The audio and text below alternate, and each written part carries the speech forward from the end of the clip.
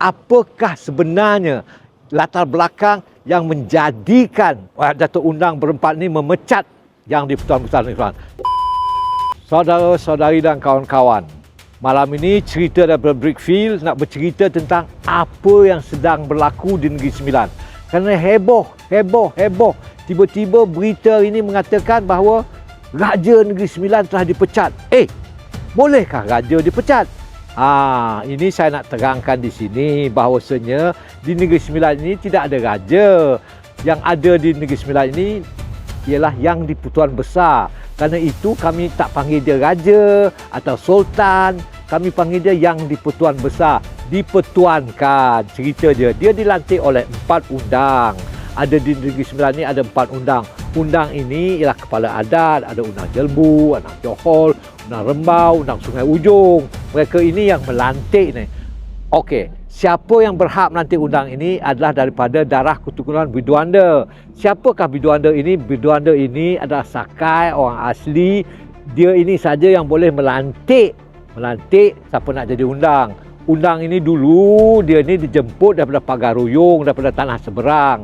Kerana apa, ketika itu banyak sangat pergaduhan antara orang Payakumbuh lah, orang Minang sana lah. Mereka pendatang ke Negeri Sembilan bergaduh, jadi dicarikan kepimpinan. Maka itulah dikatakan Yang di-Pertuan Besar. Jadi ini tiba-tiba berita ni katakan, Yang di-Pertuan Besar telah dipecat. Betul, Yang di-Pertuan Besar ini boleh dipecat, tetapi tiba-tiba petang pula berita katakan Menteri Besar Negeri Sembilan mengatakan pemecatan ini tidak boleh dipakai. Ini satu perkara yang baru. Apa yang sebenarnya berlaku sekarang ialah pertembungan antara undang-undang adat, adat istiadat, undang-undang adat ataupun dalam bahasa Inggerisnya customary law dengan undang-undang Anglo-Saxon British. Kalau Anglo-Saxon British ni adalah kata therefore, hereby, you must not, you shall.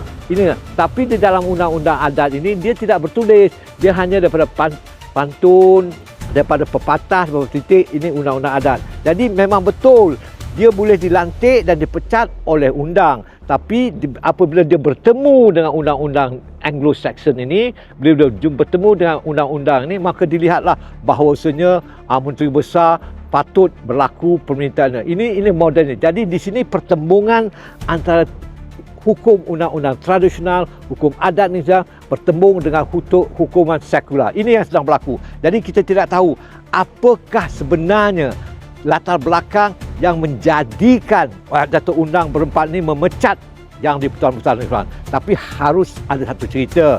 Saya nak ceritakan tahun 1968. Ketika itu saya tingkatan 5.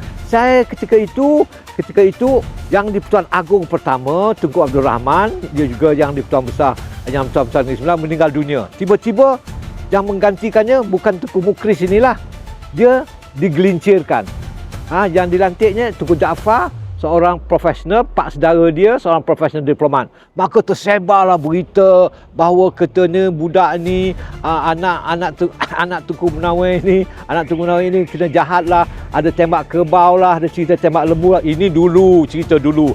Apakah ini dia salah satu daripada kenapa Datuk Undang dipecat? Saya tidak tahu. Jadi berita ini kita tunggu lagi. Hari ini juga saya menelpon beberapa orang. Orang pun menelpon saya pun menelpon dia. Saya telefon kampung dia nak bertanya kenapa ini berlaku. Kita tidak tahu. Kita tunggu berita selanjutnya, cerita daripada Brickfield. Terima kasih.